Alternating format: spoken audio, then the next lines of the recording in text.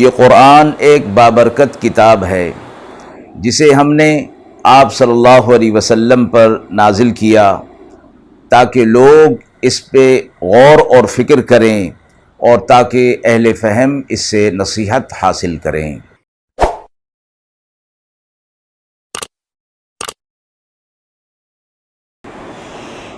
بسم اللہ الرحمن الرحیم۔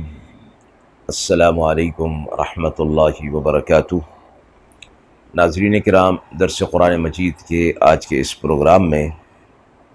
ہم سورۃ المائدہ کی آیت نمبر 94، 95 اور 96 کا ترجمہ اور تفسیر پیش کر رہے ہیں، اور آخر میں پوچھے گئے سوال کا جواب ہوگا۔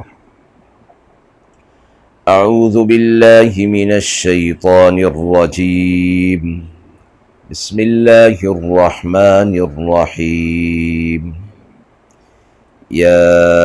ایہا الذین آمنوا لیبلونکم اللہ بشیء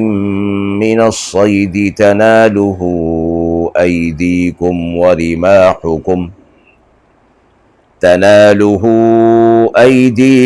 ورماحکم لیعلم اللہ من یخافہ بالغیب، فمن اعتدى بعد ذلك فله عذاب أليم۔ يا أيها الذين آمنوا لا تقتلوا الصيد وأنتم حرم، ومن قتله منكم متعمدا فجزاء مثل ما قتل من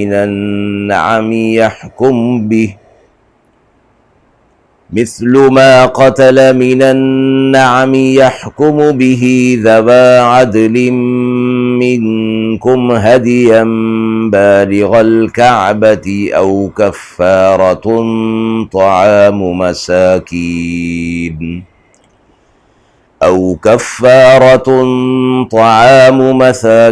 أو عدل ذلك صياما ليذوق وبال أمره، عفى الله عما سلف ومن عاد فينتقم الله منه والله عزيز ذو انتقام۔ أحل لكم صيد البحر وطعامه متاعا لكم وللسيارة، وحرم عليكم صيد البر ما دمتم حرما، واتقوا الله الذي إليه تحشرون۔ آیات مبارکہ کا ترجمہ ملاحظہ فرمائیں۔ اے ایمان والو، اللہ تمہیں ایک بات سے آزمائے گا، اس شکار میں کہ جس پر پہنچے ہیں تمہارے ہاتھ اور نیزے، تاکہ اللہ معلوم کرے کہ کون اس سے بغیر دیکھے ڈرتا ہے۔ پھر جس نے زیادتی کی اس کے بعد تو اس کے لیے دردناک عذاب ہے۔ اے ایمان والو، شکار نہ کرو جس وقت تم حالت احرام میں ہو، اور پھر جو کوئی تم میں سے اسے مارے جان بوجھ کر تو اس پر بدلہ ہے اس مارے ہوئے جانور کے برابر میں سے، جو تجویز کریں دو معتبر آدمی تم میں سے، اس طرح کہ وہ جانور بدلے کا بطور نیاز پہنچایا جائے کعبہ تک، یا اس پر کفارہ ہے چند محتاجوں کو کھانا کھلانا یا اس کے برابر روزے رکھنا، تاکہ چکھے سزا اپنے کام کی۔ اللہ نے معاف کیا جو کچھ ہو چکا، اور پھر جو کوئی کرے گا تو اس سے اللہ بدلہ لے گا، اور اللہ زبردست ہے بدلہ لینے میں۔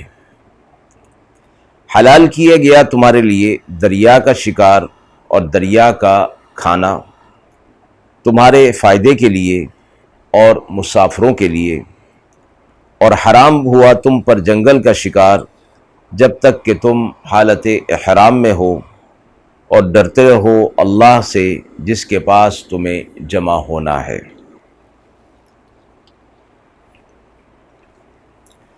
اہل ایمان کو ان آیات میں خطاب خصوصی طور پہ فرمایا گیا۔ آیت نمبر 94 میں یہ فرمایا گیا کہ اللہ تمہاری آزمائش کرتا ہے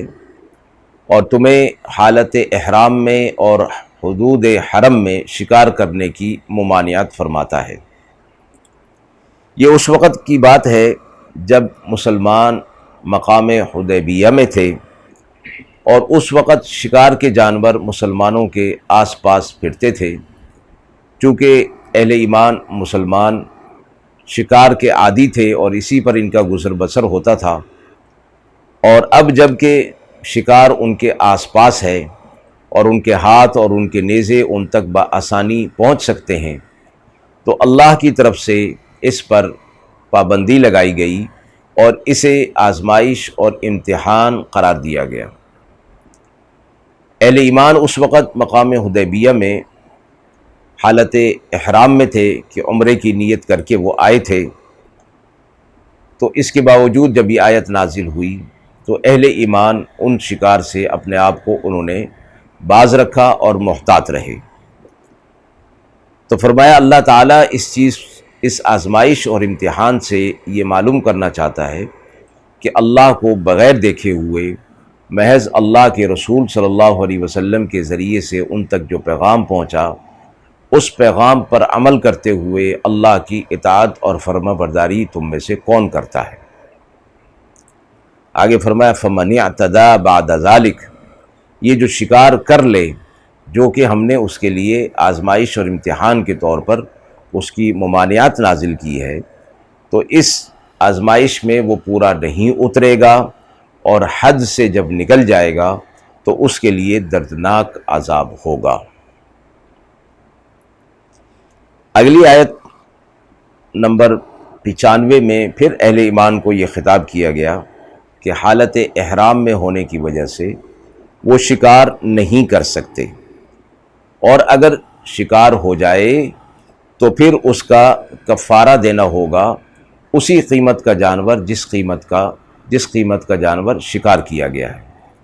اور اس کی قیمت متعین 2 معتبر آدمی کریں گے، اور جب وہ فیصلہ کر دیں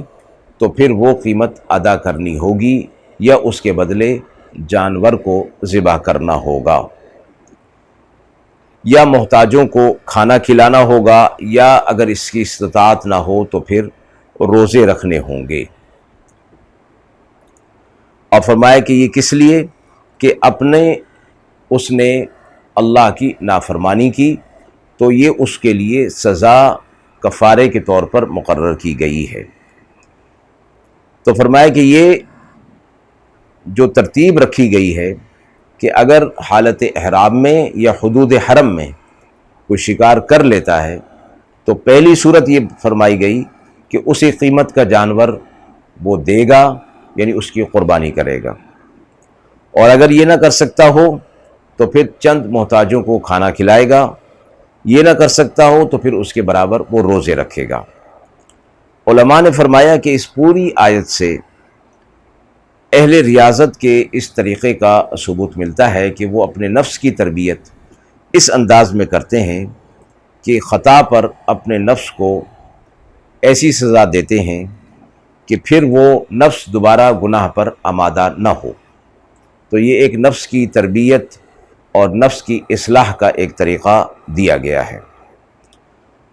تو فرمایا اس سے پہلے جو کچھ ہو چکا اللہ اسے معاف فرما دے گا، لیکن جو کوئی اس کام کا اعادہ کرے گا، دوبارہ کرے گا، تو اللہ پھر اس سے بدلہ لے گا، اور بدلہ لینے میں اللہ سے بڑھ کر کوئی نہیں، وہ زبردست ہے اور انتقام لینے والا ہے۔ آیت نمبر 96 میں جو اس حالت احرام یا حدود حرم میں